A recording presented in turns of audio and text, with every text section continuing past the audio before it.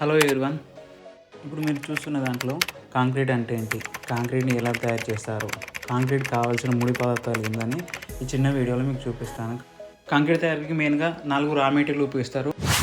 అందులో మొదటిది వచ్చేసి గ్రావెల్ అంటే ఏంటిదో కాదు. గ్రావెల్ అనేది కంకర అనేది వివిధ సైజులో ఉంటుంది. 12 నుంచి 40, 60 mm వరకు ఉంటుంది.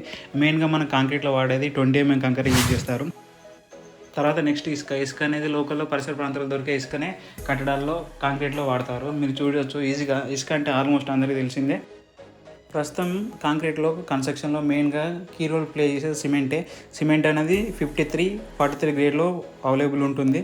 ఓపీసీ, పీపీసీ అంటారు దీన్ని. ఈ సిమెంట్ గురించి నెక్స్ట్ వీడియోలో బ్రీఫ్గా ఎక్స్ప్లెయిన్ చేస్తాను. ఏ గ్రేడ్ ఎక్కడ వాడతారు, ఎన్ని గ్రేడ్లు ఉంటాయి, ఏ కన్స్ట్రక్షన్లో ఏది వాడతారు అనేది మెయిన్గా ఎక్స్ప్లెయిన్ చేస్తాను. ఇప్పుడు జస్ట్ కాంక్రీట్ అంటే ఏందో ఎక్స్ప్లెయిన్ చేస్తాను. నెక్స్ట్ వాటర్ని సర్టన్ రేషియోలో కలిపి కాంక్రీట్ని అనేది తయారు చేస్తారు.